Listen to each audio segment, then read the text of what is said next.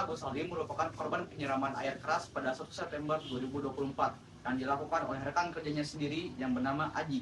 Penyiraman itu dilakukan oleh Aji yang sakit hati karena mendapat teguran tak mengenakan dari Agus saat dirinya salah menyajikan makanan untuk pelanggan. Setelah kejadian itu, Agus meminta bantuan dan masyarakat untuk biaya pengobatan melalui penggalangan dana yang dipimpin oleh Pratiwi Novianti. Dana yang terkumpul mencapai 1,5 miliar rupiah. Tetapi kemudian terungkap bahwa Agus menyalahgunakan sebagian dana tersebut untuk kebutuhan pribadi dan keluarganya, bukan untuk pengobatan. Konflik ini semakin memanas dan menjadi viral di media sosial, terutama setelah forum mediasi antara Agus dan Novi yang diadakan pada 26 November tahun 2024. Dikarenakan terjadinya penyalahgunaan dana yang seharusnya untuk biaya pengobatan Agus, kini dana yang dikumpulkan dialihkan ke korban bencana alam di Nusa Tenggara Timur oleh Pratiwi Novianti. Korban penyiraman air keras, Agus Salim, sedih mengetahui bahwa uang donasi untuknya akan diberikan kepada korban bencana alam di Gunung Leuwerotobi di Nusa Tenggara Timur. Baik, kini saya sudah bersama Agus Salim. Sekarang kamu ikhlas gak dana itu diberikan ke yayasan? Ya ikhlas lah, ikhlas gak ikhlas, itu juga ada hak milik Agus. Cuma Agus serahin kepada Allah. Ya kalau emang itu rezeki Agus, alhamdulillah. Tadi pagi saya lihat Agus nangis-nangis dan marah. Agus bilang Agus buta, Agus sakit, dan Agus melawan pikirannya sendiri waktu itu. Tapi kenapa semua dunia mengancam Agus?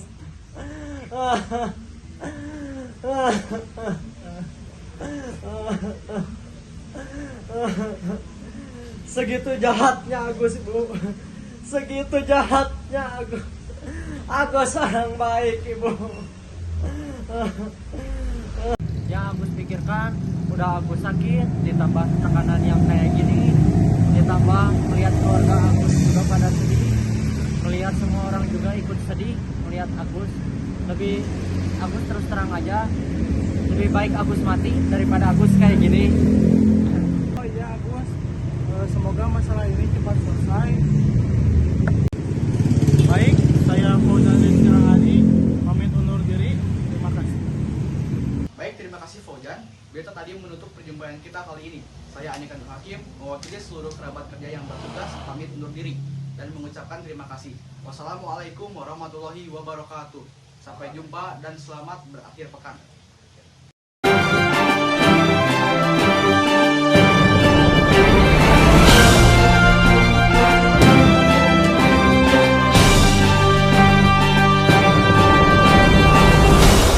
Selamat sore, saya Fauzan Rizky Rahadi. Di sini saya sudah bersama narasumber Ibu Lia selaku warga setia. Izin bertanya, bagaimana tanggapan Ibu tentang Agus Salim yang dananya dialihkan, yang tidak terima dananya dialihkan untuk yayasan?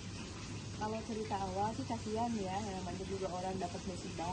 Tapi setelah mengetahui latar belakang sampai kenapa terjadi di pengalihan dana itu, ya itu sebetulnya setuju-setuju aja, karena memang dia itu menyalahgunakan uang yang memang harusnya dia pakai untuk berobat, ternyata kan dipakai hal-hal lain di luar pengobatan itu gitu. Memang itu bagus, harusnya gitu ada efek jerak terhadap masyarakat yang memang mendapatkan bantuan, ternyata dia salah sasaran gitu.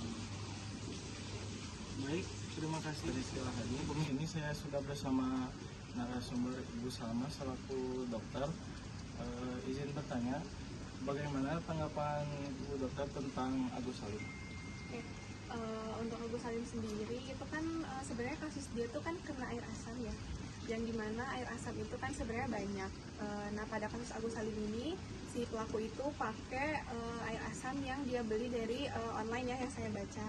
Terus memang dia juga dicampur dengan beberapa asam yang ada di cairan rumah tangga sehari-hari. Itu kan sebenarnya banyak ya yang air asam di rumah tangga tuh, ada kayak pembersih lantai kayak gitu-gitu juga kan mengandung asam. Nah asam di sini dia tuh yang disiramkan ke si Agus ini tuh dia sifatnya adalah korosif, yang dimana kalau misal si cairan ini juga kena besi aja dia akan membuat karat, apalagi kena kulit ya, yang dimana kulit kita sendiri adalah kan tipis gitu, jadinya dia akan apa ya, menyebabkan kerusakan yang lumayan parah lah gitu kalau misal kena kulit tuh. Makanya kenapa di sini Agus Salim tuh mukanya jadi kayak seperti terbakar, jadi keriput kayak gitu sih. Terus apa saja komplikasi asam saat terkena Agus? Oke, kalau untuk efek samping dari asamnya sendiri itu, yang pertama yang pasti dia akan menyebabkan luka bakar ya tadi. Terus selain luka bakar ini, karena jaringan kulit kita tipis, sehingga nanti dia akan masuk ke dalam si saraf-saraf kecil yang ada di sekitaran situ, itu juga akan menyebabkan kerusakan kayak gitu-gitu. Sebenarnya kalau semisal asam lebih ke luka bakarnya, tapi memang jenis dari yang kimia gitu. Terus pengobatan apa saja yang harus dilakukan Agus saat terkena asam?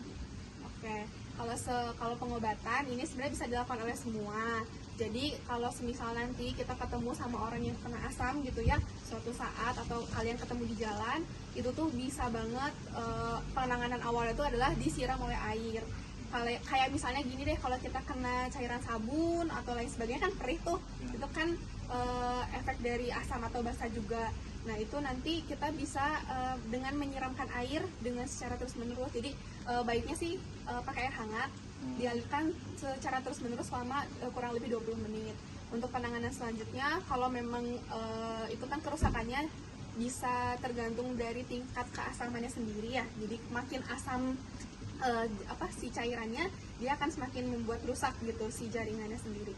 Itu kalau misal makin rusak kayak gitu, memang perlu penanganan dari dokter spesialis yang bersangkutan seperti itu.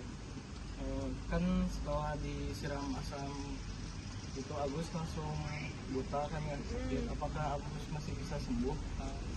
Nah, kalau dari yang saya baca dari berita dan beberapa sumber, memang kalau yang pasien Agus sendiri yang alami itu, dia udah mulai susah, kemungkinan sembuhnya itu kayaknya cuma 10% atau bahkan mungkin tidak ada, karena memang untuk jaringan sendiri kan dia langsung kena wajah ya. Sementara kalau wajah itu jaringannya lebih tipis dan juga sarafnya lebih banyak, jadi kerusakannya akan berat gitu. Kalau untuk Agus sendiri sih sebenarnya kalau menurut saya pribadi sih kurang bisa untuk sembuh secara normal lagi gitu ya. Kalau untuk kebutaannya mungkin juga paling dia hanya bisa melihat kabur-kabur aja sih gitu. Terima kasih untuk Ibu Salma. Selamat sore. Di sini saya bersama narasumber Kang Nukman selaku mahasiswa hukum. Sebelumnya izin bertanya, katanya tahu gak kasus yang kontroversi itu tentang Agus Salim? Tahu. Kakak tahu gak kronologinya bagaimana? Tahu. Jadi kan Agus Salim itu waktu itu kontroversi ya di media sosial, salah satunya TikTok. Dia itu salah satu owner perusahaan yang mana dia itu merupakan korban penganiayaan oleh karyawannya sendiri. Jadi saya nggak tahu nih alasannya kenapa si karyawan melakukan tindak pidana penganiayaan tersebut. Yang saya tahu katanya karena pelaku itu sebagai owner itu kurang menyenangkan sehingga si karyawan sakit hati. Tapi saya belum konfirmasi tentang kebenaran alasan itu. Yang jelas kasus itu kontroversi dimulai ketika penggalang dana yang diadakan oleh salah satu platform di media sosial menggalang dana melalui TikTok gitu ya, dan terkumpul banyak. Si dananya ini disalahgunakan oleh Agus gitu untuk kepentingan pribadi, yang mana tujuan penggalangan dana ini, dana sumbangannya seharusnya digunakan oleh Agus untuk berobat. Nah, tapi oleh Agus sendiri tidak digunakan oleh berobat, melainkan untuk kepentingan pribadi dia, sehingga banyak yang menuai kekecewaan terhadap Agus. Mahasiswa hukum nih, tanggapan kakak tentang kasus Agus Salim itu gimana sih? Kalau kita berbicara dari perspektif hukum, sebenarnya yang paling dominan dari perkara yang dialami oleh Agus Salim itu adalah kasus perdata ya, hubungan pribadi dan kepentingan perorangan yang berkaitan sama perjanjian. Jadi di mana sebenarnya kasus ini kalau dilihat dan diteliti, dikaji lebih dalam, jadi sebenarnya kesalahpahaman dan miskomunikasi karena tidak ada perjanjian yang jelas. Kan maklum ya, orang yang yang kurang tahu hukum, paham buku, bagaimana sih seharusnya membuat perjanjian. Objek perjanjiannya kan adalah dana sumbangan. Jadi ini yang pemberi sumbangan ini dia sebagai perantara, sebagai media gitu kan, dari netizen, dari warga-warga yang ingin mendonasikan gitu kan, ingin bersedekah ya gitu, berinfak untuk membiayai kesembuhan Agus Salim dengan cara operasi gitu kan, dan Agus pun menerima kan sumbangan tersebut gitu. Nah sebenarnya di kesepakatan yang awal itu adalah objek kesepakatannya adalah sepakat menerima antara si pemberi dan penerima si Agus Salim ini bahwa uang itu akan dipergunakan untuk biaya kesembuhan atau pengobatan ya tadi betul. Tapi pada kenyataannya Agus Salim malah tidak mempergunakan untuk itu. Jadi objek tadi jadi wan prestasi sebenarnya gitu kan, karena mungkin dari awalnya para pihak pemberi donasi ini ya gitu ya, yayasan ini dia menyepakati dan mengetahui seluruh orang itu kan menyumbangkan uangnya itu untuk biaya pengobatan. Kenapa justru oleh Agus disalahgunakan untuk kepentingan pribadi seperti beli rumah, beli mobil dan lain sebagainya. Inilah yang menjadi kontroversi dalam kasus tersebut.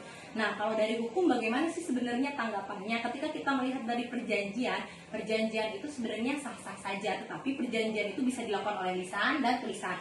Nah, sayangnya kasus Agus Salim ini hanya dilakukan perjanjian lisan, jadi nggak kuat. Yang seharusnya perjanjian itu di atas materai, di atas kertas gitu loh, bahwa bukti memang si biaya ini tuh, si donasi ini tuh digunakan untuk biaya pengobatan. Nah gitu kan. Nah jadi sebenarnya ini kontroversi dan pengalihgunaan dana gitu kan, katanya sah nggak sih? Sebenarnya sah-sah saja karena kan dialihnya dari rekening pemberi yayasan ke rekening Agus karena memang Agus penerimanya. Tapi kalau misalnya dilihat sebenarnya tidak ada kontroversi yang mencuat sih, mungkin karena sanksi sosial saja gitu. Nah seharusnya bisa nggak sih digugat? Sebenarnya tidak kuat ya untuk digugat ke pengadilan, tapi bisa diselesaikan dengan cara alternatif dispute resolution atau kekeluargaan. Bagaimana sih seharusnya gitu.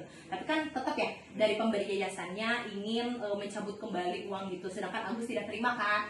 Dan ternyata Agus sekarang jadi buta ya. Nah sebenarnya itu tidak bisa disalahkan juga karena tadi Agus seharusnya dia itu mempergunakan dana sumbangan tadi. Sebenarnya dia sudah wan prestasi, dalam artian dia sudah mencederai perjanjian yang dilakukan itu, meskipun tidak dilakukan secara tertulis. Cuma lebih baik mungkin perjanjian tadi dilakukan secara tertulis. Nah jadi kesimpulannya dari kasus tersebut, kalau saya sih berargumen setiap perjanjian hendaknya nanti ya kalau misalnya seseorang yang melakukan perjanjian itu dilakukan dengan cara tertulis supaya itu jelas nanti kita menggugatnya bagian apa, karena kan yang digugat tadi ya objeknya itu adalah uang donasi tadi yang bisa digunakan oleh Agus, seperti itu. Terima kasih. Ya sama-sama. Saya Andika Nur Hakim. Tapi kenapa semua Saya Andika Nur Hakim. ada hak Agus? Ya ikhlas gak ikhlas itu. Sekarang kamu ikhlas gak? Dan itu hasil dari si Amil. Ikhlas salah. Ada hak milik Agus.